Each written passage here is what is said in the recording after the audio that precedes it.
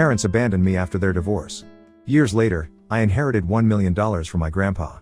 Suddenly, they're back in my life, demanding money for my half-siblings and dad's debts. I, 21M, have been abandoned by my family when I was around 12. You see, my parents got separated when I was 11. It took me by surprise because it seemed all fine between them. One fine day, they both sat me down and said they were getting divorced. I thought this to be a prank because I had different notions about divorce. I heard from my friends that when their parents got divorced, there was at least a year-long fight and yelling. In my case, it was a silent divorce. They said they both liked someone else. Mom would be moving out with her new boyfriend while dad's mistress would move into our house. They would have joint custody of me. Since both mom and dad would be put up 2 miles apart, I could shuffle between them weekly. I didn't know what to say. Rather, I didn't have any say in that. My family was splitting apart and all I could do was sit and sob. My parents assured me that I would be their topmost priority. They both promised all sorts of things, like getting me the latest video games, taking me on vacations, and getting me anything I wanted. I wish I could make them understand that I didn't want any of those things. I just wanted to live with them in the same house as a family. It was too tough for me to see mom packing her stuff and leaving the house and watching dad's mistress unloading her truck and setting my parents' bedroom as hers. Mom and dad got separated on good terms. Stepmom had twin boys, almost of the same age as mine. They both hated me in the same way I hated them. My mom's boyfriend had a daughter from his previous wife, but she was living with her mother. I thought of spending more time at mom's. But soon after she moved out, she got pregnant with her boyfriend's baby and it all got so weird and complicated. I felt like I was not welcome there. Mom's husband got uncomfortable to see me. They would get into PDAs in front of me and I hated it. In my dad's house, I felt the same way because my stepmom and her sons hated me. So, I started living more and more with my aunt, father's sister, who is also my godmother. She was 10 years older than my father. She was living alone, so I occasionally showed up at hers. After a year of shuffling between the 3 houses, I permanently moved in with my aunt. It took more than 3 months for my parents to realize that I had moved in with aunt. Mom thought I was at dad's and dad thought I was at mom's. They didn't bother to check on me during this period. They both were so busy with their family that they forgot I existed. My aunt was a real savior. She made me feel loved and wanted. She would take me out for dinners and movies. I used to tag along with her for vacations. During summer, we used to visit grandpa at his farm in the countryside. It was fun living with her. Initially, dad used to send my monthly allowance to aunt, but eventually, he started defaulting on that. Sometimes, aunt used to remind them and sometimes she would let it slide. I felt bad for piling up on her, so I started working for her and earned my living. She had a plant nursery. I worked there after my school. I also helped her in household chores, taking out the trash and even running groceries for her. It was fun living with her. Meanwhile, my parents forgot they have a son. They even forgot my birthdays. Only when aunt reminded them, they would call and say they love me so much. Sometimes, I heard aunt calling and informing them that I was sick, but none of them showed up. Even on my school's graduation day, none of them showed up. It was my aunt who was there to cheer me up. When aunt called them to school about their negligence, they would call me and apologize to me. I grew so resentful of them that I stopped answering their calls. Eventually, they stopped calling me. They would now lay the blame on me that I had grown rude and was not answering their calls. I said, if you guys want to have a blame game, so be it. I'm not gonna let that affect me. I don't want you guys in my life. After school, I went to uni and moved out from aunt's place. I still visit her every few months. I ensure to show up at her birthdays and holidays because she has also gotten attached to me in all these years. I am in my final year at uni. 3 months back, my grandpa, father's side, passed away. It was a terrible moment for both me and my aunt. We both were closest to him. Dad and my other uncles barely visited him. The irony is they all turned up for his funeral and at the lawyer's office to see his will. Unfortunately for them, Grandpa gave all his belongings to aunt, his 150-acre farmland, the farmhouse, and $1 million cash. The remaining money he gave off to the charity. That was brutal, but if you know his side of the story it would make sense. I'll write about it another thread. Briefly understand that Grandpa was ill for a long time and he wanted to meet his sons. Despite aunt requesting her brothers to visit Grandpa, none of them showed up. Aunt shifted with him in his final days to take care of him. I had moved out from my uni by then. After getting the possessions of the property, aunt called me home. Her house is what I call home. She told me she would be giving me that $1 million Grandpa had left for her. The happiness I felt was beyond words, not because she gave me the money, yeah, somewhat, but moreover to think that she cared for me so much. When I was living with her, I used to rant about how I wanted to start my own company, hire employees, and so on. She gave me the money and asked me to use that for my dream venture. I just hugged her and cried. If not for her, my life would have been miserable. It didn't take enough time for this news to reach to my parents. Bam, they suddenly started showering me with their unconditional love. They started calling and checking on me. I asked them to back off. I don't want you guys back in my life. Last week, Dad showed up at my dorm. Of course, he got the address from my aunt. I bet none of them remember which uni I am studying. He said he was so proud that I would be graduating this year, and after singing praises of me, he asked me why was I not visiting his home. I asked him when was the last time you called. He stood silent and then said, "Oh, you're still mad at us for the divorce. Come on, move on. We both love you. Your mother also misses you. Let me drive you home. Then we all can have dinner together." I said, "Back off, the only family I have is my aunt. You both abandoned me long before, so quit showing off your fake love. I know why you are here. That $1 million brought you here, right?" He remained silent and said he had no ulterior motive except for love. He was here to say sorry and wants me back in his life.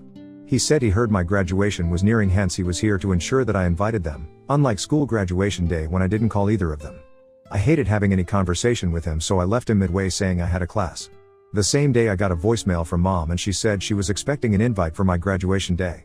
She said she and Dad couldn't attend uni, so they both always dreamt of me going to uni, hence she was very excited that I was able to cut through it. The thing is, I don't want either of them on my big day. I told my aunt about this and she said it was up to me, but she suggested I reconcile with my parents. I don't know what to do.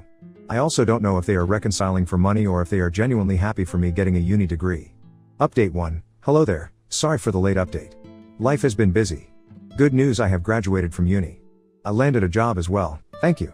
Well, let me start by answering some of the common questions I got in the comment. First was about my aunt.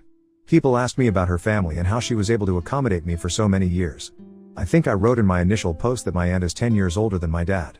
When I moved to her place, she was in her late 50s. She was single. Her husband died in an accident when I was tiny, maybe 1 or 2 years old. She has a daughter who had moved out in her teens for a medical school. She is a cardiologist now and is settled in UK. So Aunt has been living alone. She didn't date any men after her husband's demise.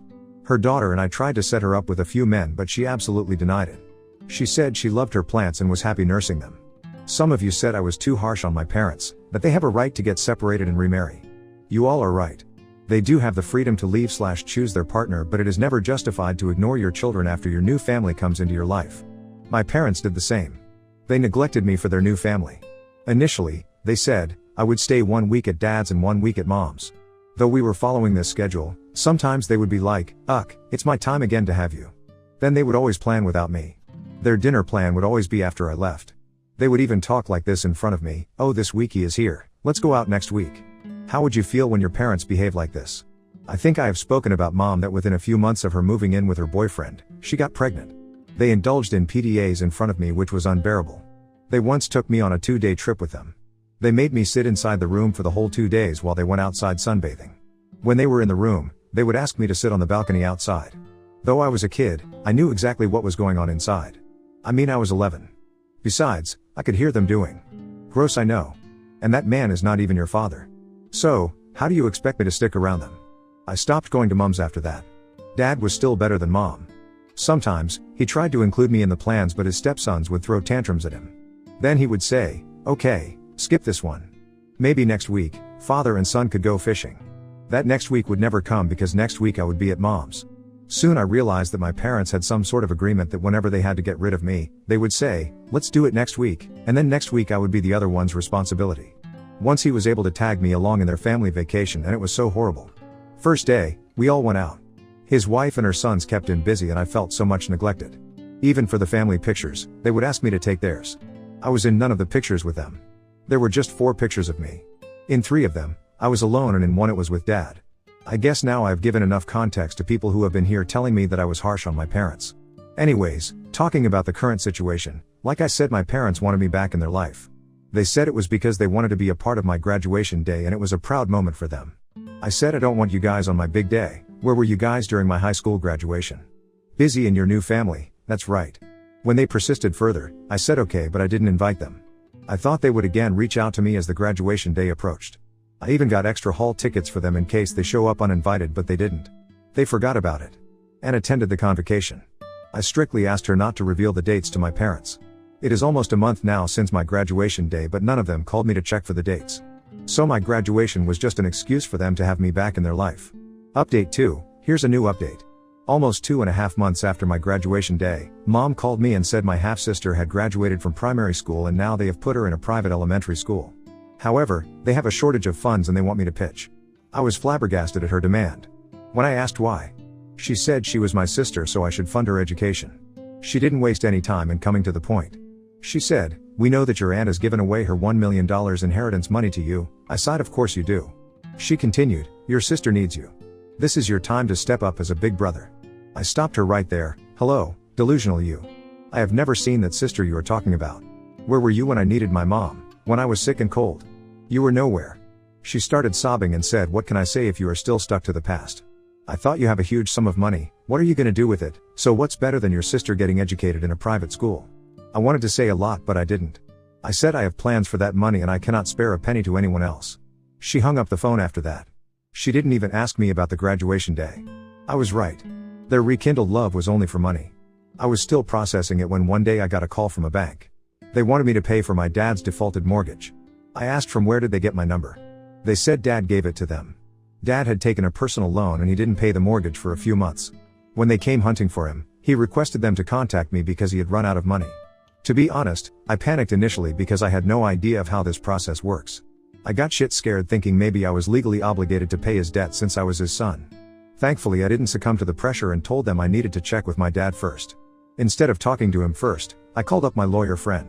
He wasn't a lawyer though, he was still in his final year of law school but he knew the felonies quite well. He said no, I was not legally bound. I asked him then how come the bank called me for the money. He said the recovery agent has the leverage to recover the amount from anyone who wants to pay on the loaner's behalf but I can refuse at any time. I didn't call Dad after that. I knew he would plead with me to pay for his mortgage. Knowing it was not on me, I waited for the bank to call me again. They called after a week and asked when I would be giving them the money. Recovery agent has certain assertive tones to scare off people. I was intimidated by it the first time but this time I charged at them. I said, "Who gave you the right to talk to me like this? Did I default on the mortgage? No, right? Then you better watch your tone. And I am not gonna pay a penny. You can contact the person who defaulted and not me." They said sorry and hung up. I didn't need to school them, yet I deliberately did so that they could unleash their anger on the original defaulter, my dad. Couple of hours later, I got a call from Dad's wife. "Sorry I can't call her mom or even stepmom. She was yelling at me. She was asking what did I tell the recovery officers that they got so pissed off. They took Dad by his collar and asked him to pay the mortgage, or else they would break his bones." I remained quiet and said, "I just told them to chase the original loaner and not me." She screamed at me, "Don't you have any heart for your dad? He is struggling to pay the mortgage and you are looking other way despite having so much money with you." I said, "Yeah, I don't have any heart for him because he didn't have his for me. He has his heart for you and your boys. So why don't you guys chip in? I'm sure he would have taken that money for you people." She hung up after that. That same night Dad called me. He was drunk. Not angry. He was sobbing. He said he was sorry for his mistakes, that he didn't treat me right in front of his stepsons. He said several other things which basically implied how sorry he was and he has realized his mistakes and wants to make things right. I said I don't want to talk about my past and I definitely don't want to have them back in my life. He said he was remorseful and pleaded that I forgive him. I said sorry and remorse doesn't matter to me anymore. I have learned to live without them and I would like to have it that way. I don't know if I did the right thing by denying him the money. I do feel bad that he was chased by the bank officials. I even think if all this is staged just to emotionally blackmail me for money, because if he asked me directly, I would have refused it outrightly like I did to Mom. What do you guys think? Update 3, thanks for the valuable comment. Some of you were right in saying that it wouldn't have hurt me to cover for his couple of months of mortgage. Even I thought so, but you know what, they don't deserve it. Neither of them. After writing the last update, I felt so remorseful that I was about to call Dad and ask how much money he needed. But before that, I got a mail from Mom inviting me for dinner. It was written that sorry we couldn't make it to your graduation day, so want to do this for you. Just three of us, me, Dad and you, like old times. I was not so keen on reminiscing about the old family time. I accepted the invite though. I wanted to end this saga. I showed up. They were saying the same thing that Dad was saying the other day: sorry, apologies, remorse, forgiveness, and getting back together as a family. I just played along, nodded, and smiled. I wanted to see where it goes. Out of nowhere, Mom goes, "Baby, we were wondering what plans you have for the money?" I looked at her and she said, "No, I mean, Dad and I could suggest you some good investment advice. You are pretty young to take this decision of your own." I casually said, "Yeah. Anne is helping me with that, so I'm good, thanks." Silence prevailed for the next few minutes. She makes a comeback and says, "You know Dad has been in trouble because he defaulted on the mortgage." I said, "I know, but Dad, why did you take that personal loan? For business?" He lowered his head and said, "For his son's college." Before I could react to that, Mom said, "Doesn't matter. Whatever could be the purpose, the question is dad's in trouble and we have to help him. I was thinking, why don't you clear off his mortgage and his stepson would pay you back once they get the job? And the remaining money, you can give it to me. You remember I said, your half-sister needs to be put in a private school. She'll pay you back once she gets older and earns. I replied, how about we silently eat our dinner and call it a day? She lost her mind at my sarcastic reply and yelled that I was still that attention-seeking brat who only cared about himself. I said, yeah, that is what I am. I could have lectured them about their behavior, but who want to waste time on them? I mean, they know I have an education loan to pay off, but still, they want me to give my money for my stepbrother's loan and my half-sister's private education and work hard to pay off my own loan. Wow. I said, I am done with you guys. I was right, you guys came back in my life only for money. And you know what, suck it up, you don't get a penny. I left the table leaving my share of the dinner bill on the table. Now on to the next story. Story 2. Wife blindsided me with divorce after 10 years and multiple affairs. Now she wants me back, but I've already moved on with someone new. My wife, 35F, and I, 38M, were married for 10 years, with 2 elementary-aged kids. The first 7 years of the marriage were 10/10 incredible, at least from my point of view. I could not have asked for a better wife and mother. The last 3 years have been much tougher. We went to a bunch of counseling trying to get the marriage back on track but could never really get there. I planned countless dates, read and listened to everything on improving a marriage under the sun. It helped, but there was a gap between us I could never seem to close no matter how hard I tried. In the back half of last year she blindsided me with a divorce. I deeply loved her and was devastated. I tried my best to talk her out of it. She waffled a bit, but ultimately insisted on moving forward. I never got a great answer as to why she filed. I wasn't a perfect husband, to be clear. I had my faults, I could have done better, but I never cheated, was never abusive, and was a great provider. Certainly these last few years I was 100% in on trying to save the marriage. In any case, a little more than a month after she filed she was already seeing a guy. A month after that she had introduced our kids to him. Then later during the discovery phase of the divorce process she confessed to having multiple affairs starting at about the 7-year mark. One of them lasted at least a year, though she claimed it amounted to only a handful of actual encounters. I had no clue she was even capable of this. The amount of lying she did to keep all this hidden is truly incredible.